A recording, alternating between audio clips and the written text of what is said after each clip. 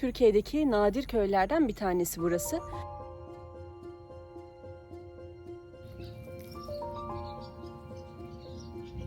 Ortodoks, Protestan ve Katolik kiliseleri yer alıyor bu köyde.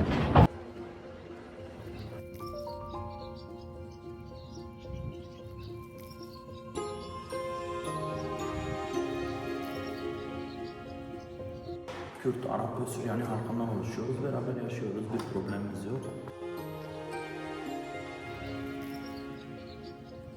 Önceki videolarımda ve bundan sonraki videolarımda Mardin'in kültürünü daha da derinden tanıyor olacağız.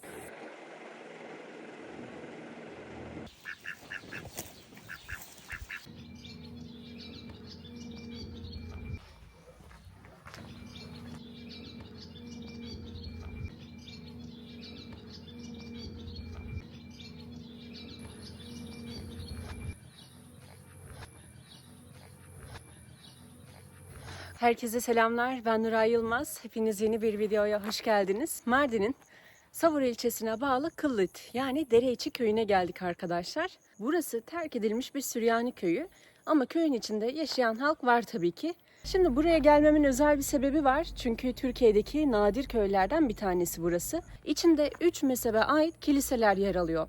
Yani bu köyde Protestan kilisesi, Ortodoks ve Katolik kiliseleri birlikte bulunuyor. Bugün sizlerle birlikte köy içinde dolaşacağız.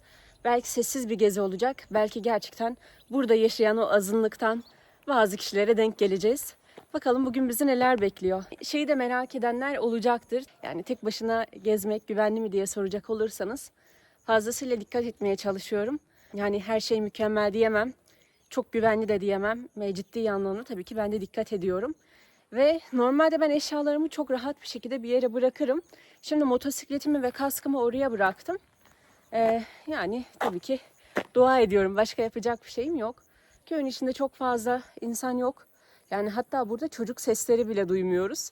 Geçenki gittiğim köyde ciddi anlamda çocuk kalabalığı vardı. Bu köyün içinde kiliseleri gezeceğiz. Karşımda 2 tane kilise var. Sırayla girebildiklerimizin içine gireceğiz arkadaşlar.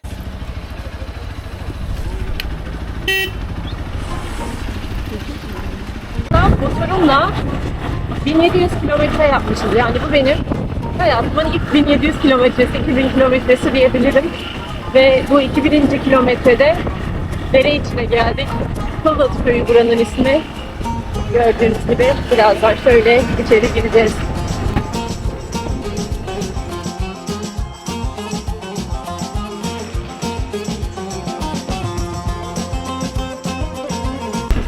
Şu anda köyde yine yaşayan birileri var belli ki. Birçoğu burada yazlık ev olarak kullanıyormuş.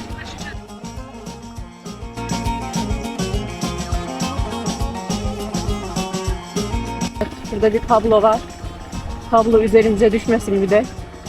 Bugün kablolardan ne çektik. Şu anda köyün böyle yollarını yapmışlar anladığım kadarıyla. Kolay gelsin.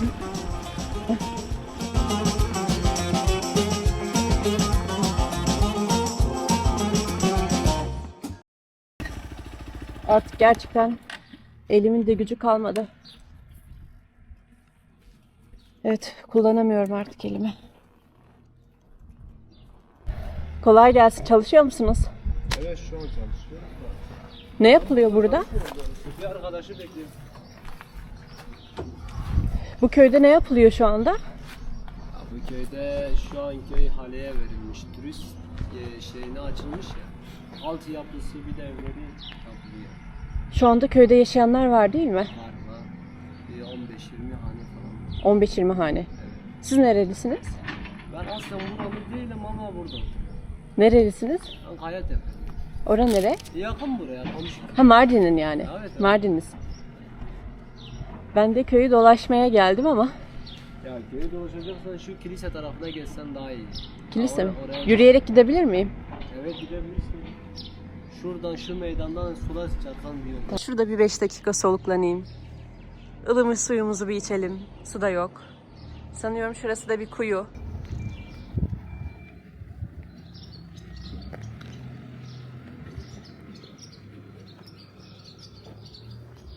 Aşağıdan motoru bıraktığın yerden Meydana gidersin oradan sonra. Lisenin orası mı daha güvenli?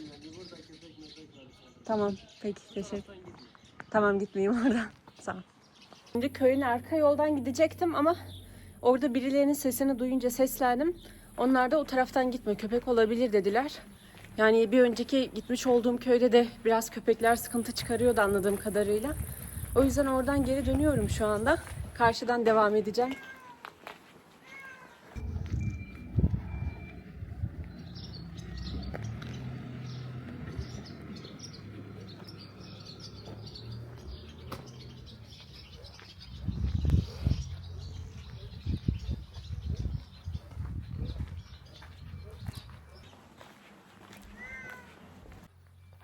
Şu anda Kıllık içindeki evlerde birçoğu kullanılmaz halde. Yine birçoğunun penceresi yok. Kapılar kapalı. Yukarıdaki pencerelere böyle tahtalar kaplamışlar. Bakalım yani burada yaşayan birilerine denk gelecek miyiz?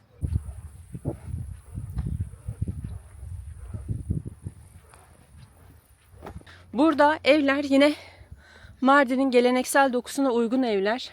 Yani şu anda bu gördüğünüz evler 1-2 katlı. Birçoğu harabe durumda. Birçoğu ev özelliğini bile kaybetmiş. Yolları görüyorsunuz.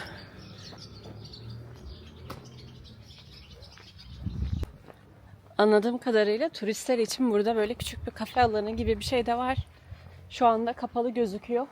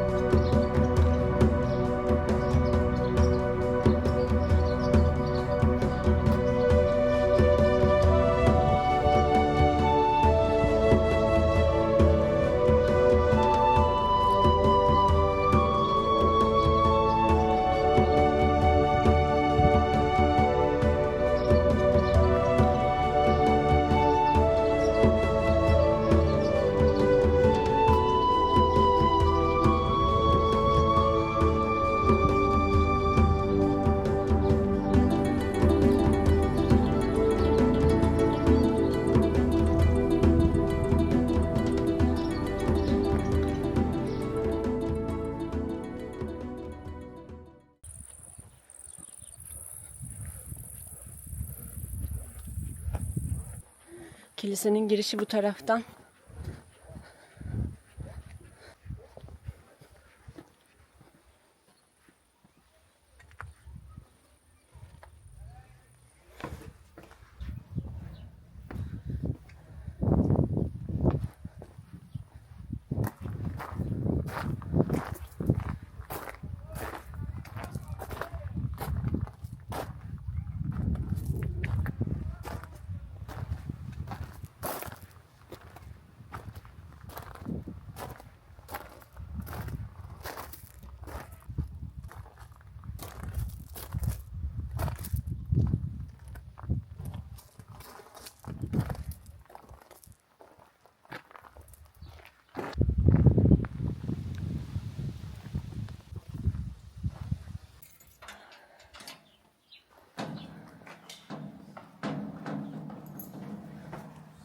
İçeri çok serin.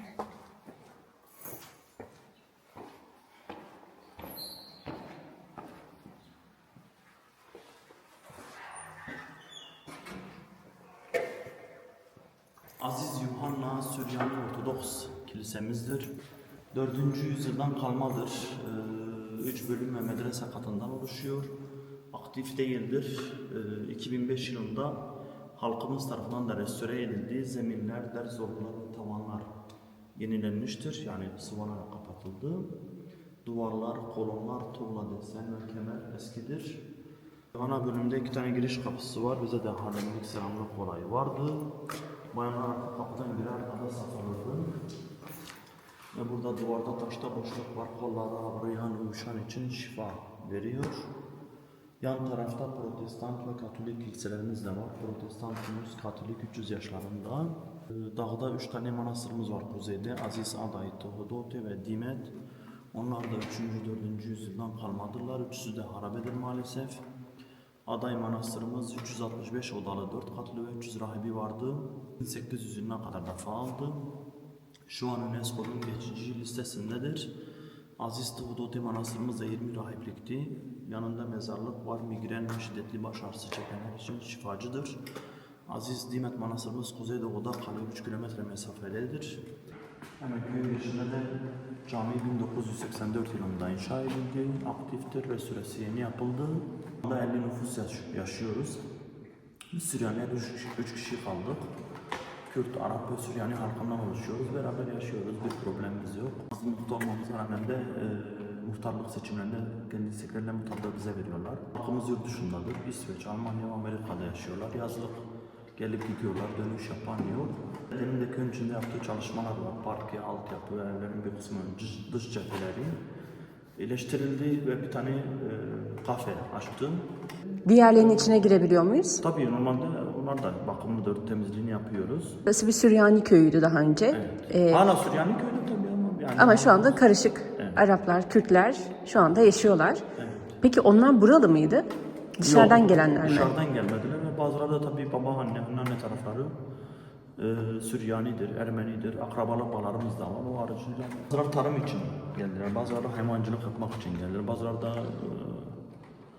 bizim Süryaniler tarafından getirildi bu şekilde. Şu anda Meryem Ana bölümüne doğru ilerliyoruz.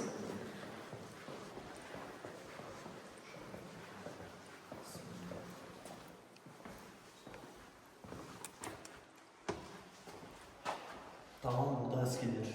Kemerler var, haç var içinde gözüküyor. İçeride mezarlar var. Bu mezarlar halka ait mi? Din adamlarına aittir. Din adamlarına ait. Burada zeminler ve zorluğa ayrıdır. Geri yapılan her şey eskidir. Burası mezarlıktır, mezarlar yerdedir. Şöyle mesela sizin içinde haç var. Gözüküyor. Bu da mezarlık. Oturarak defne yapıyoruz. Ve yerler yerin altındayız. Burada ayin oluyor mu? Senede 1, 2, 3 oluyor. Hangi günler oluyor? Belli değil tabii. Yani özel bir günü var mı? Yok. Cenaze olursa o zaten kesindir ama özel bir günde yapılmıyor. Bayramlarda yapılmıyor yani. Yani köyün cenazesi burada mı oluyor mesela köylünün? Bu sene sadece bir ayin oldu. O da Slovanya'dan gelen Katolik cemaati yaptı. 55 kişilik grup yerine burada ayin yapmak istedik. Biz de izin verdik. Peki burası neden Meryem Ana bölümü deniyor? Meryem annemize adandı. Ona özel ayin yapılıyordu. 15 Ağustos'tur vefatının yıl dönümüdür. Bir hafta öncesinden oruç tutulur. Göğen akreditine inanıyoruz. Onun vefatı için özel bir ayin. Şu anda köyün bazen ışıkları gidiyormuş. Kilisenin daha doğrusu. Kapı filmi burada çekildi. Kadir İnanır'ın son sinema filmi de burada çekildi. 3. bölüm de burasıdır. Olan mezar taşıdır. Burada hakim de yapılır. Süryani hakim de Osmanlı döneminde. Konak vardı, han vardı. Ayrıca şurayı da unuttum. Bebek mezarlığı ayrıdır. Oraya sadece bebekleri defnediyoruz. Evlenen ve çocuğu olmayan bayanlar da gelip orayı ziyaret ediyor. Bu vesileyle birkaç, çok bayanın daha doğrusu çocuğu oldu. Giriş sağ taraf. Biri sağ taraf. En son defin de köşede yapıldı. 3 ay oldu, 3-4 ay oldu. İzmir'den getirildi cenaze. Yukarı çıkabilir miyiz? Sağda Protestansa, solda Katolik kilisemiz var. Okul var mı? 4-5 öğrencimiz var. Yok, burada artık Okul yok. Savur'a gidiyoruz. Servisle gidiyorlar o zaman. Servis tabii. Çünkü birçok köyde yok anladığım kadarıyla bu tür.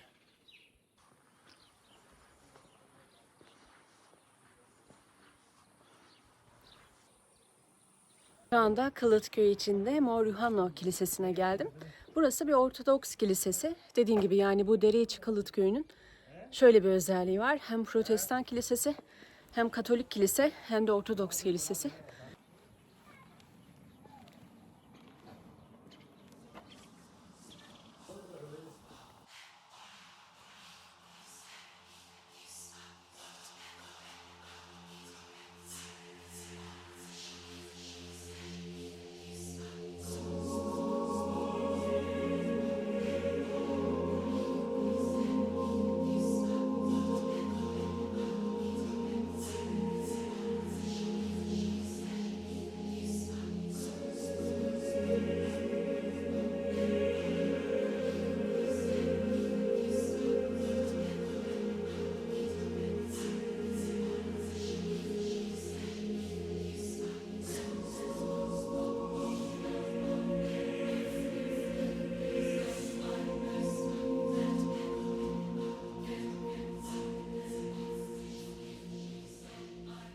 Ve şimdi kilisenin olduğu bölgedeyim. Bakın burada kilisenin girişi ve diğer tarafta da Katolik ve Protestan kilisesi var. Bundan önceki videomda Serenli köyüne gitmiştim. O da terk edilmiş bir köydü. Yani şu anda bu bölge genelde Mardin'in terk edilmiş köylerini de kapsıyor kendi içinde. Köyün içini gezdik. Bu köyde kiliseler daha meşhur. Özellikle baharın 3 ayı, yani ilkbahar ve sonbahar dönemleri burası çok fazla ziyaretçi alıyormuş.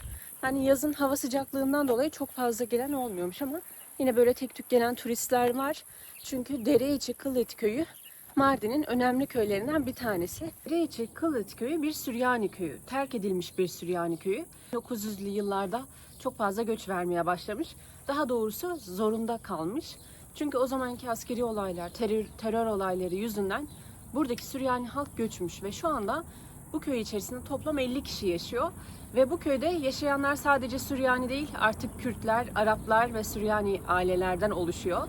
Yani artık Müslümanlar da var. Ve hatta bu köy içinde sadece kiliseler yok, günümüzde bir cami de yapılmış. Bununla birlikte manastırlar var ama tabii ki bunlar bir tarihi eser, kullanımda değiller birçoğu. Bununla birlikte Yuhanna Kilisesi var. Oraya az önce gittim, oradan bilgi aldım. Yani şu anda aktif olarak çalışmıyor bu kilise. Yılın belli zamanları ayin yapılıyormuş. Genelde yurt dışından gelenler ayin yapıyorlarmış. Drone videolarından izlediğiniz gibi köyde birçok evler harabeye dönüşmüş bir halde. Yani bu gezi rotam boyunca Mardin'in terk edilmiş köylerini geziyorum. Şu anda bu köy içerisinde yaşayan çok fazla insan yok. Toplamda 10 hane Dereiçi Kıllit köyü içerisinde yaşıyormuş. Yani toplam 50 kişi varmış. Özellikle buranın muhtarı terör örgütleri tarafından şehit edilmiş. Ve yani bu köyde bir çiftlik varmış, bir şaraphane varmış. Büyük olasılıkla şu an onlar aktif değiller. Genelde Mardin'in bu köylerinde küçükbaş hayvancılık yapılıyor. Ve özellikle Savur bölgesi çok meşhur. Çünkü her ne kadar bir kısım bozkır, kurumuş ot görseniz de bir kısım yemyeşil arkadaşlar. Bunun da bir sebebi var. Burası Dereiçi Kıllit köyü. Dereiçi. Yani aslında derenin kenarında olan bir köy. O yüzden derenin etrafı yemyeşil. Motorla gelirken de gördünüz. Yani yemyeşil kavak ağaçları var. Bu da çok güzeldi. Yani bir taraf sapsarı, bir taraf yemyeşil. Güzel bir renk, güzel bir manzara oluşturuyor. Burası Savur'da yer alan tek Süryani köyüymüş. Böyle çok bilinen köylerinden.